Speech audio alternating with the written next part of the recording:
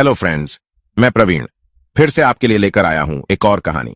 यह कहानी नॉर्स देशों के नॉर्वे देश की कहानियों से ली गई है। यह सिंड्रेला की कहानी जैसी है। तो चलिए कहानी शुरू करते हैं। एक बार नॉर्वे देश में एक राजा था जिसकी रानी मर गई थी। उसकी इस रानी से एक बेटी थी। उसकी यह बेटी इतनी चतुर और प्यारी थी कि उसके जैसा चतुर और प्यारा दुनिया में और कोई नहीं था। राजा अपनी पत्नी को बहुत प्यार करता था। वह उसके मरने का काफी दिन तक उसका गम मनाता रहा, पर फिर अकेले रहते रहते थक गया और उसने दूसरी शादी कर ली। उसकी यह नई रानी एक विधवा थी और इसके भी एक बेटी थी, पर इसकी यह बेटी उतनी ही बुरी और बदसूरत थी जितनी राजा की बेटी प्यारी, दयावान और चतुर थी। सौतेली मां और उसकी बेटी दोनों राजा की बेटी से बहुत जलती थीं, क्योंकि वह बहुत ही प्यारी थी। जब तक राजा घर में रहता था, वे दोनों राजा की बेटी को कुछ भी नहीं कह सकती थीं, क्योंकि राजा उसको बहुत प्यार करता था। कुछ समय बाद उस राजा को किसी दूसरे राजा के साथ लड़ाई के लिए जाना पड़ा, तो राजकुमारी की सौतेली मां ने सोचा कि यह मौका अच्छा है, अब वह उस लड़की के साथ जैसा चाहे वैसा बर्ताव कर सकती है। सो उन दोनों मां बेटी ने उस लड़की को भूखा रखना और पीटना शुरू कर दिया। वे दोनों जहां भी वह जाती, सारे घर में उसके पीछे पड़ी रहती। आखिर उसकी सौतेली मां ने सोचा कि यह सब तो उसके लिए कुछ जरा ज्यादा ही अच्छा है, सो उसने उसे जानवर चराने के लिए भेजना शुरू दिया। अब वह बेचारी जानवर चराने के लिए जंगल और घास के मैदानों में चली जाती। जहां तक खाने का सवाल था, कभी उसको कुछ थोड़ा सा खाना मिल जाता और कभी बिल्कुल नहीं। इससे वह बहुत ही दुबली होती चली गई और हमेशा दुखी रहती और रोती रहती। उसके जानवरों में कत्थई रंग का एक बैल था जो हमेशा अपने आप को बहुत साफ और सुंदर रखता था। वह अक्सर ही राजकुमारी के पास आ जाता था और जब राजकुमारी उसको थपथपाती तो वह उसको थपथपाने देता। एक दिन वह दुखी बैठी हुई थी और सुबक रही थी कि वह बैल उसके पास आया और सीधे सीधे उससे पूछा कि वह इतनी दुखी क्यों थी। लड़की ने कोई जवाब नहीं दिया और बस रोती ही रही। बैल एक लंबी सी सांस लेकर बोला, हालांकि तुम मुझे बताओगे नहीं, पर मैं सब जानता हूं। तुम इसीलिए रोती रहती हो ना, क्योंकि रानी तुमको ठीक से नहीं रखती। वह तुमको भूखा मारना चाहती है। पर देखो, खाने के लिए तुमको कोई चिंता करने की कोई जरूरत नहीं है, क्योंकि मेरे बाएं कान में एक कपड़ा है। जब तुमको खाना खाने की इच्छा हो तो उस कपड़े को मेरे कान में से निकाल लो और घास पर फैला दो। बस तुमको जो खाना चाहिए वही मिल जाएगा। राजकुमारी को उस समय बहुत भूख लगी थी, सो उसने उस बैल के बाएं कान में रखा कपड़ा निकाल लिया और उसे घास पर बिछा दिया। उसको उस कपड़े से खाने के लिए फिर बहुत सारी चीजें मिल गईं। उस खाने में शराब भी थी, मांस भी था और केक भी था। अब जब भी उसको भूख लगती तो वह बैल के कान में से कपड़ा निकालती, उसको घास पर बिछाती और जो उसको खाने की इच्छा होती वह खाती। कुछ ही दिनों में उसके शरीर का मांस और रंगत दोनों वापस आने लगी। जल्दी ही वह थोड़ी मोटी और गोरी गुलाबी हो गई। यह देखकर उसकी सौतेली मां और उसकी बेटी गुस्से से लाल पीली होने लगी। उस सौतेली मां की समझ में यही नहीं आया कि उसकी वह सौतेली बेटी जो इतनी बुरी हालत में थी, अब ऐसी तंदुरुस्त कैसे हो गई। उसने अपनी एक नौकरानी को बुलाया और उसको राजकुमारी के पीछे पीछे जंगल जाने के लिए कहा और कहा कि वह जाकर वहां देखे कि वहां सब ठीक चल रहा है या नहीं, क्योंकि उसका ख्याल था कि घर का कोई नौकर राजकुमारी को खाना दे रहा होगा। वह नौकरानी राजकुमारी के पीछे पीछे जंगल तक गई। वहां जाकर उसने देखा कि किस तरह से उस सौतेली बेटी ने बैल के कान में से एक कपड़ा निकाला, उसे घास पर बिछाया और फिर किस तरह से उस कपड़े ने उस राजकुमारी को खाना दिया। सौतेली बेटी ने उसे खाया और वह खाना खाकर वह बहुत खुश हुई। जो कुछ भी उस नौकरानी ने जंगल में देखा वह सब उसने जाकर रानी को बताया। उधर राजा भी लड़ाई से वापस आ गया था, क्योंकि वह दूसरे राजा को जीत कर आया था। इसलिए सारे राज्य में खूब खुशियां मनाई जा रही थीं। पर सबसे ज्यादा खुश थी राजा की अपनी बेटी। राजा के आते ही रानी ने बीमार पड़ने का बहाना किया और बिस्तर पर जाकर लेट गई। उसने डॉक्टर को यह कहने के लिए बहुत पैसे दिए कि रानी तब तक ठीक नहीं हो सकती जब तक उसको कत्थई रंग के बैल का मांस खाने को न मिल जाए। राजा और महल के नौकर आदि सबने डॉक्टर से पूछा कि रानी की बीमारी की क्या कोई और दवा नहीं थी, पर डॉक्टर ने कहा नहीं। सबने उस कत्थई रंग के बैल की जिंदगी के लिए प्रार्थना की, क्योंकि वह बैल सभी को बहुत प्यारा था। लोगों ने कोई दूसरा कत्थई बैल ढूंढने की कोशिश भी की, पर सबने यह भी कहा कि उस बैल के जैसा और कोई बैल नहीं था। उसी बैल को मारा जाना चाहिए और किसी बैल के मांस के बिना रानी ठीक नहीं हो सकती। जब राजकुमारी ने यह सुना तो वह बहुत दुखी हुई और जानवरों के बाड़े में बैल के पास गई। वहां भी वह बैल अपना सिर लटकाए हुए नीची नजर किए इस तरह दुखी खड़ा था। राजकुमारी उसके ऊपर अपना सिर रखकर रोने लगी। बैल ने पूछा, तुम क्यों रो रही हो राजकुमारी? तब राजकुमारी ने उसे बताया कि राजा लड़ाई पर से वापस आ गया था और रानी बहाना बनाकर बीमार पड़ गई है। उसने डॉक्टर को यह कहने पर मजबूर कर दिया है कि रानी तब तक ठीक नहीं हो सकती जब तक उसको कत्थई रंग के बैल का मांस खाने को नहीं मिलता, और अब उसको मारा जाएगा। बैल बोला, अगर वे लोग पहले मुझे मारेंगे तो जल्दी ही वे तुमको भी मार देंगे।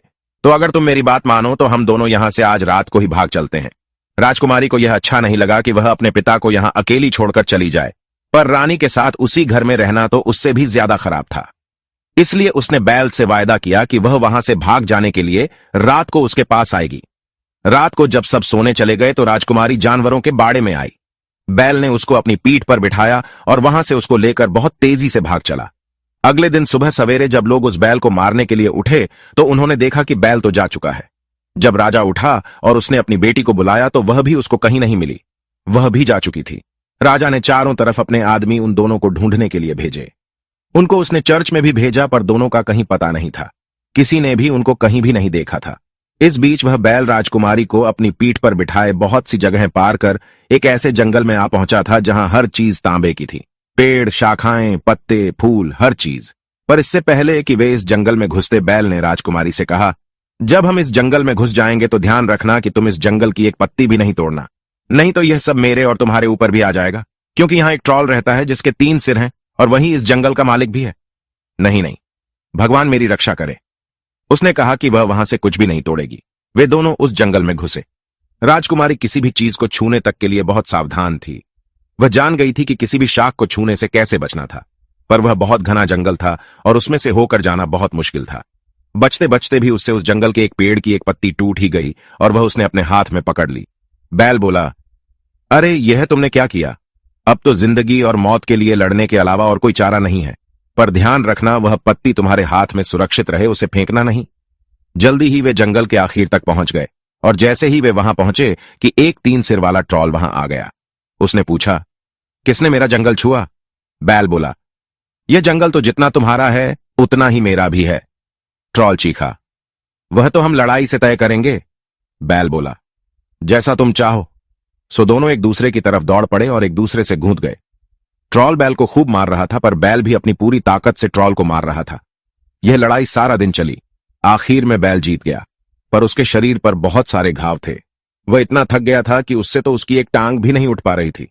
सो उन दोनों को वहां एक दिन के लिए आराम करने के लिए रुकना पड़ा। बैल ने राजकुमारी से कहा कि वह ट्रॉल की कमर की पेटी से लटका हुआ मरहम का एक सींग ले ले और वह मरहम उसके शरीर पर मल दे। राजकुमारी ने ऐसा ही किया। तब कहीं जाकर बैल कुछ ठीक हुआ।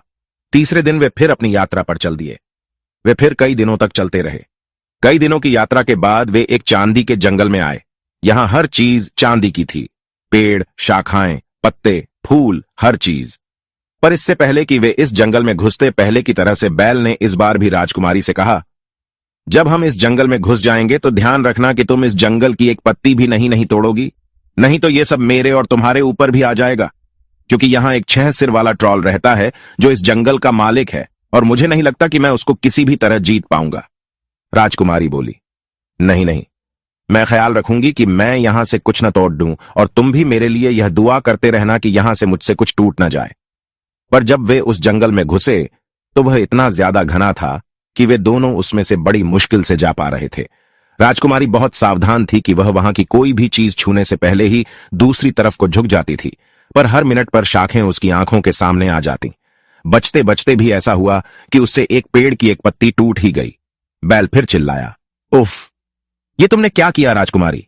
अब हम अपनी जिंदगी और मौत के लिए लड़ने के सिवा और कुछ नहीं कर सकते, पर ध्यान रहे इस पत्ती को भी खोना नहीं, संभाल कर रखना।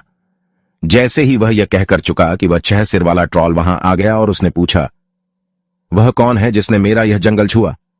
बैल ने फिर वही जवाब दिया, यह जंगल जितना तुम्हारा है उतना ही मेरा भी है। ट्रॉल बोला, यह तो हम लड़कर देखेंगे। बैल ने फिर वही जवाब दिया, जैसे तुम्हारी मर्जी।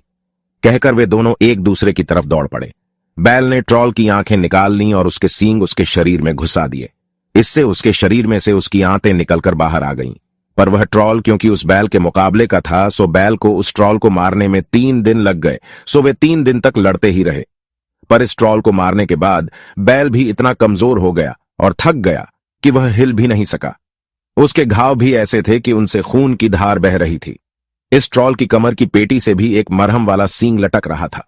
सो बैल ने राजकुमारी से कहा कि वह उस ट्रॉल की कमर से वह सींग निकाल ले और उसका मरहम उसके घावों पर लगा दे। राजकुमारी ने वैसा ही किया, तब जाकर वह कुछ ठीक हुआ। इस बार बैल को ठीक होने में 1 हफ्ता लग गया, तभी वे आगे बढ़ सके। आखिर वे आगे चले, पर बैल अभी भी बिल्कुल ठीक नहीं था, सो वह बहुत धीरे चल रहा था।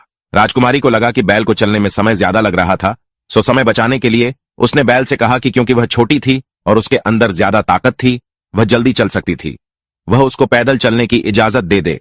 पर बैल ने उसको इस बात की इजाजत नहीं दी। उसने कहा कि उसको अभी उसकी पीठ पर बैठकर ही चलना चाहिए। इस तरह से वे काफी दिनों तक चलते हुए बहुत जगह होते हुए फिर एक जंगल में आ पहुंचे। यह जंगल सारा सोने का था। उस जंगल के हर पेड़, शाख, डंडी, फूल, पत्ते सभी कुछ सोने के थे। इस जंगल में भी वही हुआ जो तांबे और चांदी के जंगलों में हुआ था। बैल ने राजकुमारी से कहा कि वह उस जंगल में से भी कुछ न तोड़े, क्योंकि इस जंगल का राजा एक 9 सिर वाला ट्रॉल था और यह ट्रॉल पिछले दोनों ट्रॉल को मिलाकर उनसे भी ज्यादा बड़ा और ताकतवर था। बैल तो इसको जीत ही नहीं सकता था। बैल जानता था कि राजकुमारी इस बात का पूरा ध्यान रखेगी कि वह उस जंगल की कोई चीज न तोड़े, पर फिर भी वही हुआ। जब वे जंगल में घुसे तो यह जंगल तांबे और चांदी के जंगलों से भी कहीं ज्यादा घना था। इसके अलावा वे लोग जितना उस जंगल के अंदर चलते जाते थे, वह जंगल और ज्यादा घना होता जाता था। आखिर वह इतना ज्यादा घना हो गया कि राजकुमारी को लगा कि अब वह उस जंगल में से बिना किसी चीज को छुए निकल ही नहीं सकती। उसको पल पल पर यही लग रहा था कि किसी भी समय पर उससे वहां कोई भी चीज टूट जाएगी। इस डर से वह कभी बैठ जाती, कभी अपने आप को किसी तरफ झुका लेती, कभी मुड़ जाती, पर फिर भी उन पेड़ों की शाखाएं हर पल उसकी आंखों के सामने आ रही थीं। इसका नतीजा यह हुआ कि उसको पता ही नहीं चला कि वह उन सोने की शाखाओं, फूलों, पत्तों से बचने के लिए कर क्या रही है। और इससे पहले कि उसको यह पता चलता कि क्या हुआ, उसके हाथ में एक सोने का सेब आ गया। उसको देखकर तो उसको इस बात का इतना ज्यादा दुख हुआ कि वह बहुत जोर से रो पड़ी और उसको फेंकना चाहती थी कि बैल बीच में ही बोल पड़ा, अरे इसको फेंकना नहीं, इसे संभाल कर रख लो और इसका ध्यान रखना।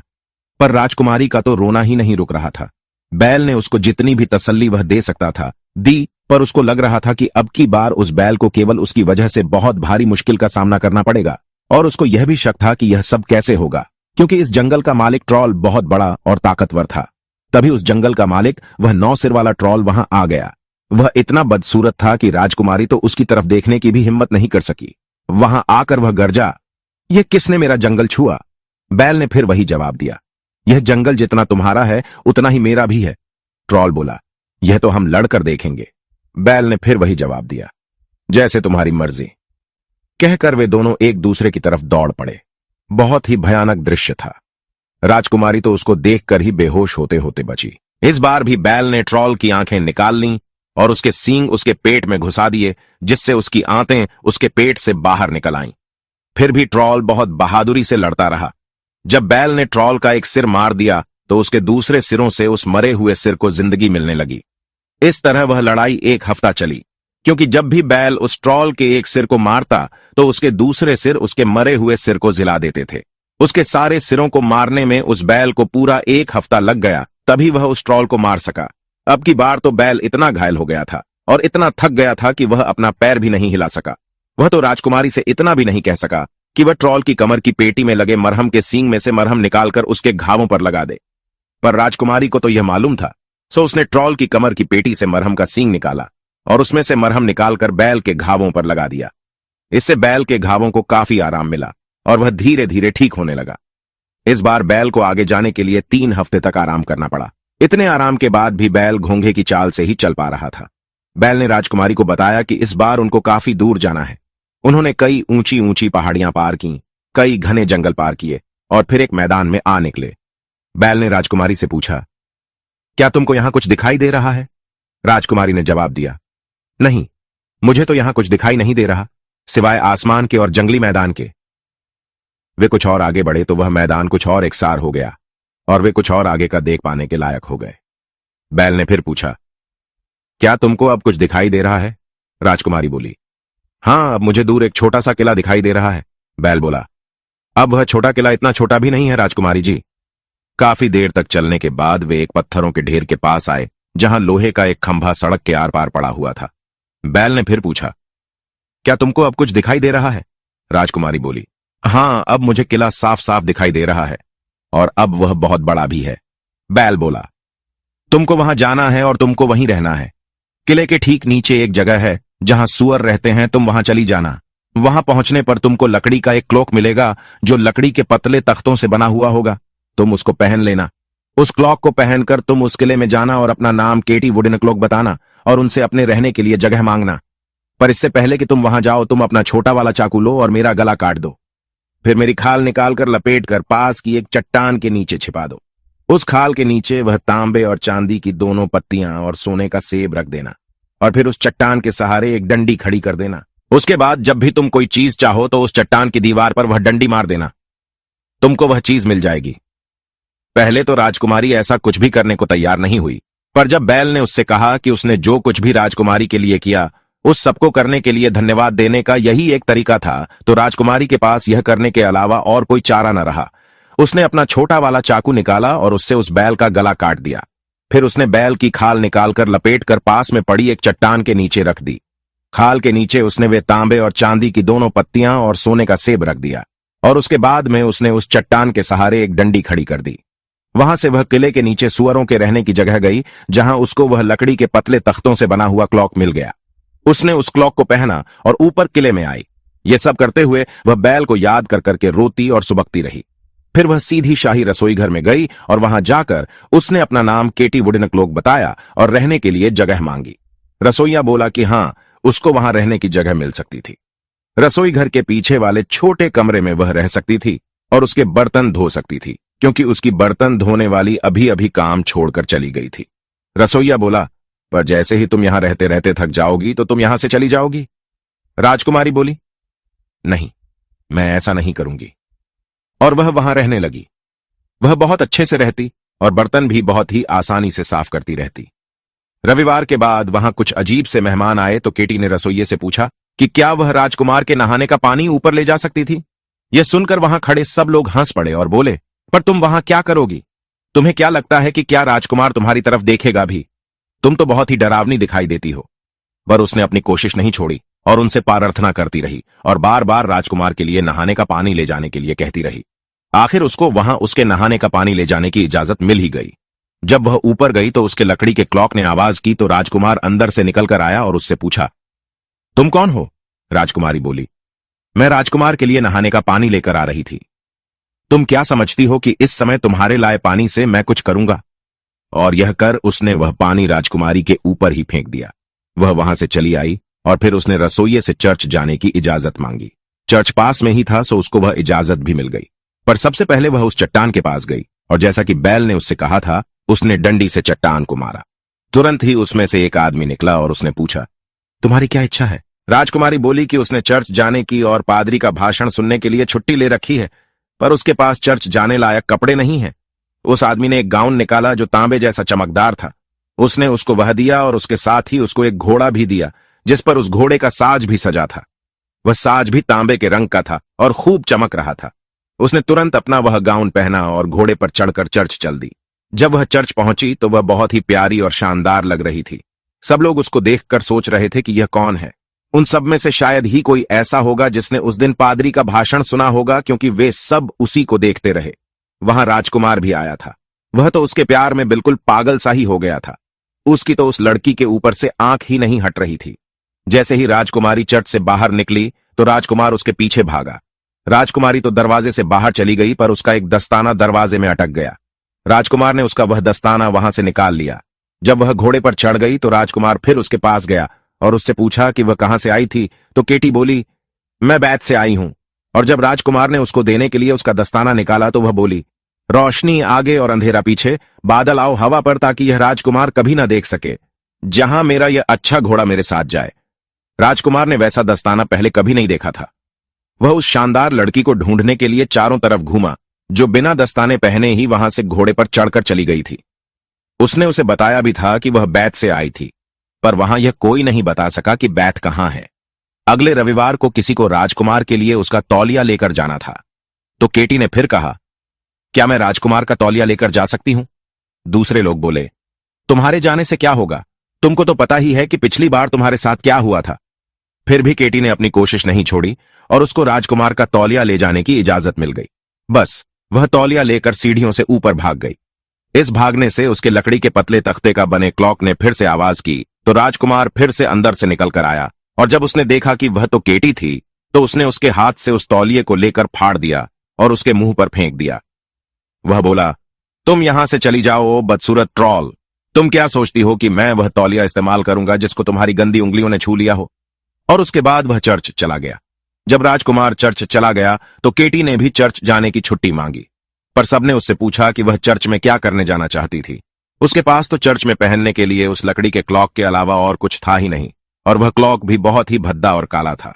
पर केटी बोली कि चर्च का पादरी बहुत ही अच्छा भाषण देता है, और जो कुछ भी उसने पिछले हफ्ते कहा था उसने केटी का काफी भला किया था। इस बात पर उसको चर्च जाने की छुट्टी मिल गई। वह फिर से दौड़ी हुई उसी चट्टान के पास गई और जाकर उसके पास रखी डंडी से उसे मारा। उस चट्टान में से फिर वही आदमी निकला, और अब की बार उसने उसको पिछले गाउन से भी कहीं ज्यादा अच्छा गाउन दिया। वह सारा गाउन चांदी के काम से ढका हुआ था और चांदी की तरह से ही चमक रहा था। साथ में एक बहुत बढ़िया घोड़ा भी दिया जिसके साज पर चांदी का काम था, और उसको चांदी का एक टुकड़ा भी दिया। उस सब को पहनकर जब वह राजकुमारी चर्च पहुंची तो बहुत सारे लोग चर्च के आंगन में ही खड़े हुए थे। उसको आते देखकर सब फिर सोचने लगे कि यह लड़की कौन हो सकती है। राजकुमार तो तुरंत ही वहां आ गया कि जब वह उस घोड़े पर से उतरेगी तो वह उसका घोड़ा पकड़ेगा, पर वह तो उस पर से कूद गई और बोली कि उसका घोड़ा पकड़ने की उसको कोई जरूरत नहीं है, क्योंकि उसका घोड़ा बहुत सधा हुआ था। वह घोड़ा वहीं खड़ा रहा जहां वह उसको छोड़कर गई थी। जब वह वहां वापस आई और जब उसने उसे बुलाया तो वह उसके पास आ गया। सब लोग चर्च के अंदर चले गए, पर पिछली बार की तरह से शायद ही कोई आदमी होगा जिसने उस दिन भी उस पादरी का भाषण सुना होगा, क्योंकि उस दिन भी वे सब उसी की तरफ देखते रहे, और राजकुमार तो उससे पहले से भी ज्यादा प्यार करने लगा था। जब पादरी का भाषण खत्म हो गया तो वह चर्च से बाहर चली गई। वह अपने घोड़े पर बैठने ही वाली थी कि राजकुमार फिर वहां आया और उससे पूछा कि वह कहां से आई है। इस बार उसने जवाब दिया, मैं टॉविललैंड से आई हूं। यह कहकर उसने अपना कोड़ा गिरा दिया। यह देखकर राजकुमार उसको उठाने के लिए झुका तो इस बीच राजकुमारी ने कहा, रोशनी आगे और अंधेरा पीछे, बादल आओ हवा पर, ताकि यह राजकुमार कभी न देख सके जहां मेरा यह अच्छा घोड़ा मेरे साथ जाए। और वह वहां से भाग गई। राजकुमार यह भी न बता सका कि उसका हुआ क्या। वह फिर से यह जानने के लिए चारों तरफ घूमा फिरा कि टॉविललैंड कहां है, पर कोई उसको यह नहीं बता सका कि वह जगह कहां है। इसलिए अब राजकुमार को केवल उसी से काम चलाना था जो उसके पास था। अगले रविवार को किसी को राजकुमार को कंघा देने के लिए जाना था। केटी ने फिर कहा कि क्या वह राजकुमार को कंघा देने जा सकती है, पर दूसरे लोगों ने फिर से उसका मजाक बनाया और कहा कि उसको पिछले 2 रविवारों की घटनाएं तो याद होंगी ही, और साथ में उसको डांटा कि वह किस तरह अपने उस भद्दे काले लकड़ी के क्लॉक में राजकुमार के सामने जाने की हिम्मत करती है। पर वह फिर उन लोगों के पीछे पड़ी रही जब तक कि उन लोगों ने उसको हां नहीं कर दी। वह फिर से कंघा लेकर ऊपर दौड़ी गई। उसके लकड़ी के क्लॉक की आवाज सुनकर राजकुमार फिर बाहर निकल कर आया, और केटी को फिर से वहां देखकर उसने उससे कंघा छीनकर उसके मुंह पर मारा और बिना कुछ कहे सुने वहां से चर्च चला गया। जब राजकुमार चर्च चला गया तो केटी ने भी चर्च जाने की इजाजत मांगी।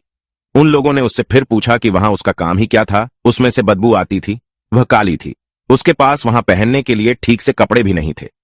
हो सकता है कि राजकुमार या कोई और उसको वहां देख ले तो उसकी वहां बदनामी होगी। पर केटी बोली कि लोगों के पास उसकी तरफ देखने की फुर्सत ही कहां थी, उनके पास तो और बहुत सारे काम थे, और वह उनसे चर्च जाने की इजाजत मांगती ही रही।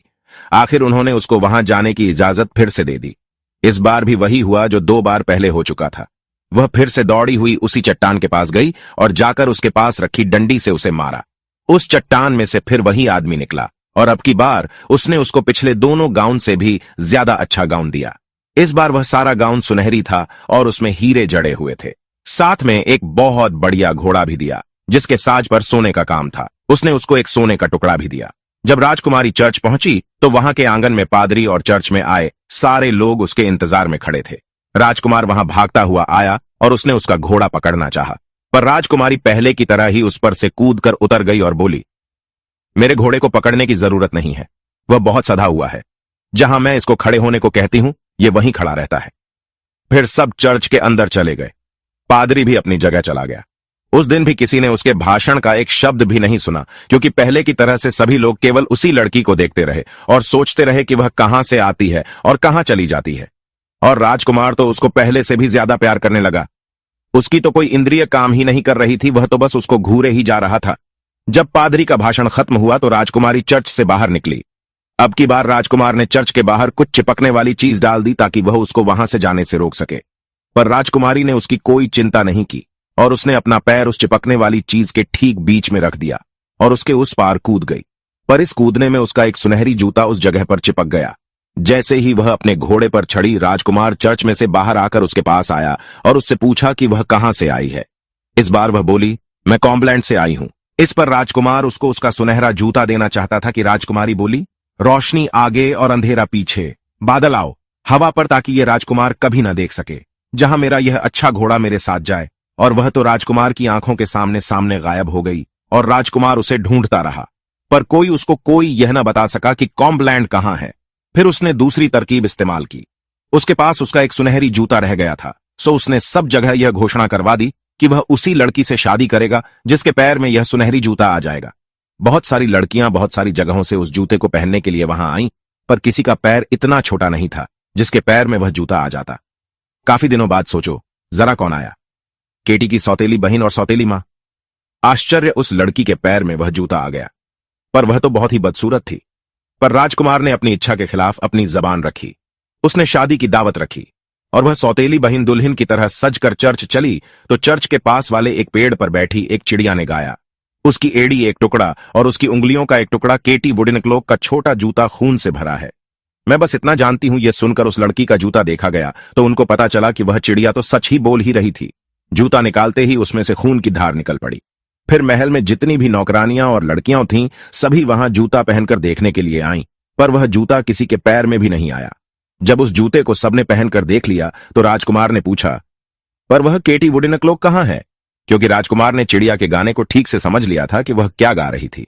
वहां खड़े लोगों ने कहा, अरे वाह, उसका यहां आना ठीक नहीं है। क्यों? उसकी टांगें तो घोड़े की टांगों के जैसी हैं। राजकुमार बोला, आप लोग सच कहते हैं, मुझे मालूम है, पर जब सबने यहां इस जूते को पहनकर देखा है तो उसको भी इसे पहनकर देखना चाहिए। उसने दरवाजे के बाहर झांक कर आवाज लगाई, केटी। और केटी धम धम करती हुई ऊपर आई। उसका लकड़ी का क्लोक ऐसे शोर मचा रहा था जैसे किसी फौज के घुड़सवार चले आ रहे हों। वहां खड़ी दूसरी नौकरानियों ने उससे हंसकर उसका मजाक बनाते हुए कहा, जाओ जाओ, तुम भी वह जूता पहनकर देखो और तुम भी राजकुमारी बन जाओ। केटी वहां गई और उसने वह जूता ऐसे पहन लिया जैसे कोई खास बात ही ना हो और अपना लकड़ी का क्लोक उतार कर फेंक दिया। लकड़ी का क्लोक उतारते ही वह वहां अपने सुनहरे गाउन में खड़ी थी। उसमें से सुनहरी रोशनी ऐसे निकल रही थी जैसे सूरज की किरणें फूट रही हों, और लो, उसके दूसरे पैर में भी वैसा ही सुनहरा जूता आ गया। अब राजकुमार उसको पहचान गया कि यह तो वही चर्च वाली लड़की थी। वह तो इतना खुश हुआ कि वह उसकी तरफ दौड़ गया और उसके गले में बाहें डाल दी। तब राजकुमारी ने उसको बताया कि वह भी एक राजा की बेटी थी। दोनों की शादी हो गई और फिर एक बहुत बड़ी शादी की दावत का इंतजाम हुआ। कहानी पसंद आई हो तो लाइक, शेयर और सब्सक्राइब कर दो। मिलते हैं अगली वीडियो में। तब तक के लिए हंसते रहिए, मुस्कुराते रहिए।